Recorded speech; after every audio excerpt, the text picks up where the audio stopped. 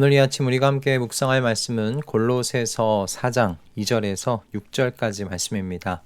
골로새서 4장 2절에서 6절 말씀을 함께 읽고 이 아침 우리에게 주시는 하나님의 말씀의 은혜를 함께 나누도록 하겠습니다.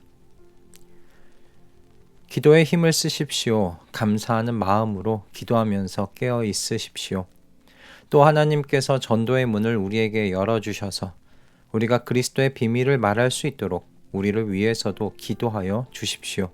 나는 이 비밀을 전하는 일로 매여 있습니다. 그러니 내가 마땅히 해야 할 말로 이 비밀을 나타낼 수 있도록 기도해 주십시오. 외부 사람들에게는 지혜롭게 대하고 기회를 선용하십시오. 여러분의 말은 소금으로 맛을 내어 언제나 은혜가 넘쳐야 합니다.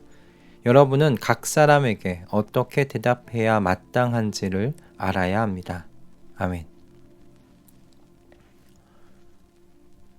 바울은 가정과 교회의 머리이신 그리스도께서 주가 되신다는 것을 가정과 교회에서 어떻게 보여줄 수 있는지 설명하는데 골로새서의 많은 부분을 할애했었습니다.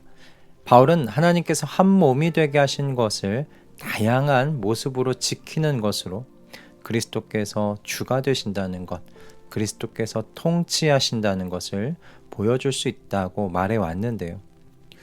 이처럼 바울은 교회 안에 있는 사람들이죠. 즉 교회 공동체 내부에 있는 사람들에게 이처럼 전했는데 이제는 그 본문의 방향이 내부에서 외부로 오늘 이 본문에서는 바뀌는 것을 보게 됩니다. 바울의 시선이 외부를 향하고 있고 복음 전도에 대한 언급으로 지금 골로새에 보내는 편지를 마무리하고 있는 건데요. 바울은 먼저 골로새 성도들에게 끈기 있게 기도할 것을 당부하면서 자기를 위하여 기도해 달라고 합니다. 그런데 참 이게 신기한 것은 바울의 기도 부탁이요. 지금 감옥에서 나와서 자신들이 복음지를 향하여 갈 수 있게 해달라는 그런 부탁이 아니라는 것입니다. 바울의 기도 부탁은 지금 전도의 문을 열어달라는 거거든요. 근데 지금 이 골로새에서 편지를 쓰고 있는 이 시점에 바울은 감옥에 갇혀 있었습니다. 감옥에서 나오게 해달라는 것이 아니라 어떻게든 전도의 문이 열리게 해달라고 기도를 부탁하고 있다는 것. 그리스도의 비밀을 말할 수 있게 해달라는 것을 부탁하고 있다는 것. 참 이게 신기한 일 아닌가 생각이 듭니다. 여기에 전도에 있어서 바울이 가진 태도가 무엇인지를 우리가 알 수 있다라고 생각이 듭니다. 바울은 자신이 가야지 사람들이 변한다고 생각하지 않습니다. 자신이 전해야지 사람들이 변한다고 생각하지 않는다는 거예요. 그처럼 많은 교회를 세우고 많은 사람들에게 큰 영향력을 주고 있던 그가 전도에 있어서 자신에 대하여 이렇게 겸손한 태도를 유지한다는 것은 참 이게 신기한 일입니다. 바울은 사람을 변화시키는 능력이 자신에게서 나오는 것이 아니라 그가 전했던 바로 그 말씀, 그리스도에 관한 메시지에서 비롯된다는 것을 잊지 않고 있었기 때문이다. 우리 그렇게 생각할 수 있지 않을까 싶습니다.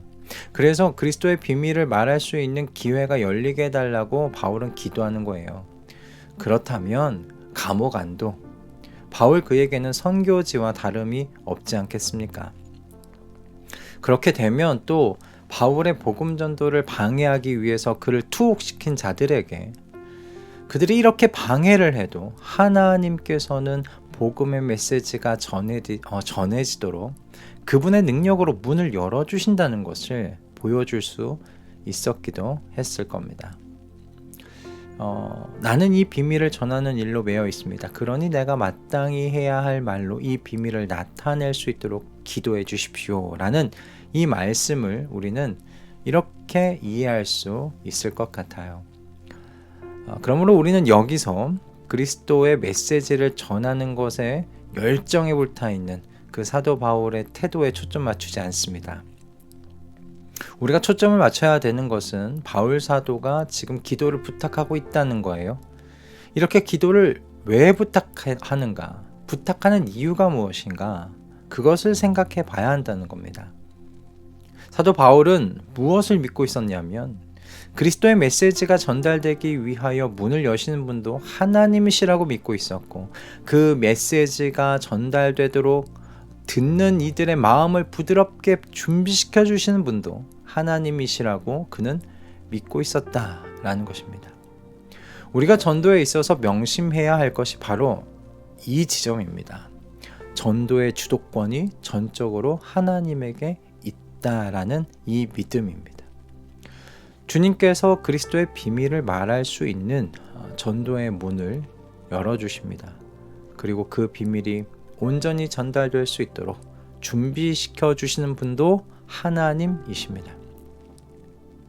그러므로 감사하는 마음으로 그리스도께서 오실 것을 생각하면서 그리스도의 메시지를 전할 길 예비하여 달라고 끈질기게 기도하는 것이 바로 우리의 태도가 되어야 하지 않겠습니까? 그럼 여러분, 하나님께 이 전도의 주도권이 있으니 우리는 아무것도 하지 않고 있으면 될까? 성경은 그렇게 가르치지 않습니다. 성경은 그리스도인이 사람들에게 하나님에 대해 말할 책임이 분명히 있다고 가르칩니다. 그런데 오늘 이 본문에서요, 이렇게 전자와 좀 다른 뉘앙스를 우리는 찾아볼 수가 있는데, 앞에서 우리는 사도 바울을 통해 복음 메시지를 말해야 하는 책임을 가진 사람들이 있다는 것을 우리는 생각해 볼 수 있게 됩니다. 이 사람들은 어떻게든 마땅히 전해야 할 말로 복음을 알리도록 부름을 받았어요. 그런데 바울이 편지하는 골로새 이 성도들은, 대부분의 성도들은 좀 다르지요. 5절과 6절의 말씀의 대상은 바로 그 골로새 성도가 분명합니다. 근데 이 5절과 6절의 말씀은 직접 찾아가서 복음을 전하는 것에 관한 이야기가 아니에요. 잘 보시면 이 말씀은 물어오는 것에 대하여 대답하는 복음으로의 전도를 말하고 있다는 것을 우리가 알 수 있습니다.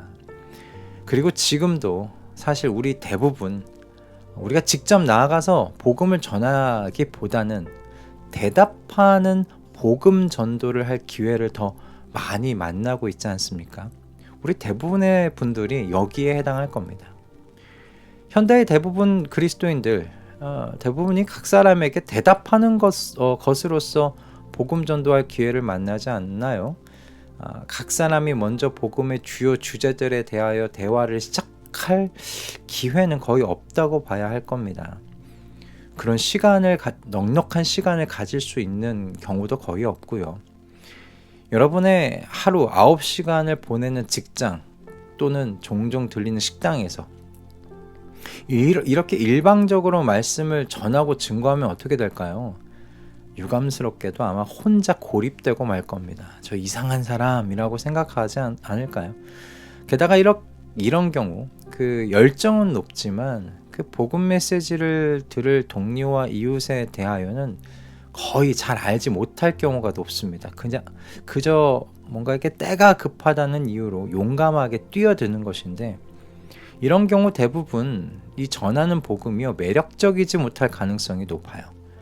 외부 사람들의 질문에 대하여 답변이 아니라 그들이 어떤 질문을 할지, 어떻게 질문하면 이렇게 답변을 하면 좋겠다, 이렇게 준비한 경우가 아니라 그저 자신이 하고 싶은 말을 쏟아붓는 것일 확률이 높기 때문입니다. 그렇게 준비되지 않은 복음은 매력적이지 않아요.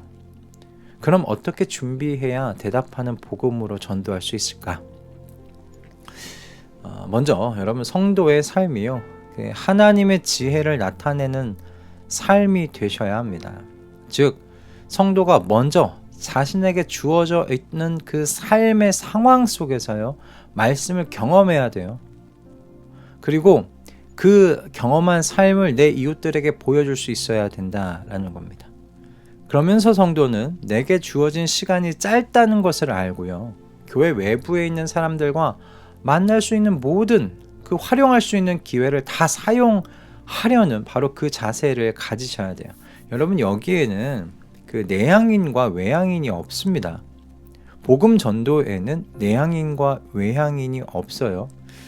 여러분, 그리스도께서 언제 오실런지 우리는 알지 못합니다. 그러므로 지혜로운 삶은요, 우리에게 주어진 시간이 생각보다 짧을 수 있다는 것을 아시고 시간을 효과적으로 사용하는 것입니다. 오늘 여러분 만날 수 있는 교회 밖에 이웃이 있다면 미루지 마십시오. 오늘 만나셔서 기회를 잡으십시오. 그 만남의 자리에서 누가 알겠습니까? 내가 경험한 이 복음, 내가 살아온 복음, 그 복음의 메시지를 전할 수 있는 기회를 잡을지 말입니다. 그러므로 여러분, 시간을 잘 사용하셔서 나가셔서 성도님들, 이 교회 밖의 사람들을 만나셔야 합니다. 그런 우리 성도님들 되실 수 있기를 바랍니다. 그런데 여러분, 여기에 보태져야 할 것이 있어요. 여러분은 각 사람에게 어떻게 대답해야 마땅한지를 알아야 합니다. 즉, 여러분은 사람들에게 대답해 줄 수 있는 믿음의 기본 원리와 다양한 삶의 정황 속에 살아 역사하시는 하나님의 능력에 대한 여러분 그 증언들을 잘 정리해 놓고 계셔야 한다는 거예요. 여러분, 준비 없이는 전할 말도 없다는 사실을 기억하시기 바랍니다. 그리고 준비 없이 전하는 복음의 메시지는요, 여러분 따분하고 그 하품만 나올 말들이 되게 쉽습니다. 바울은 복음을 전하는 말은 소금으로 맛을 내어서 언제나 은혜가 넘쳐야 한다고 말합니다. 이 의미는 복음을 매력적으로 전할 준비를 해야 한다는 말이에요. 은혜가 있지만 또한 소금이 가미되어 뭔가 이렇게 맛을 내는 그런 말 준비해야 된다는 거예요. 그러기 위해서 여러분, 전도를 위한 준비가 필요합니다. 전도를 위해서 실제적인 준비를 해 나아가는, 그래서 대답하는 복음으로 전도할 수 있는 우리 말씀동행 식구들 되기를 소원합니다. 어떤 주석가는 바울이 골로새 교회에 보낸 편지를 통하여 바울이 그리는 교회가 어떤 모습일까를 이렇게 표현했습니다.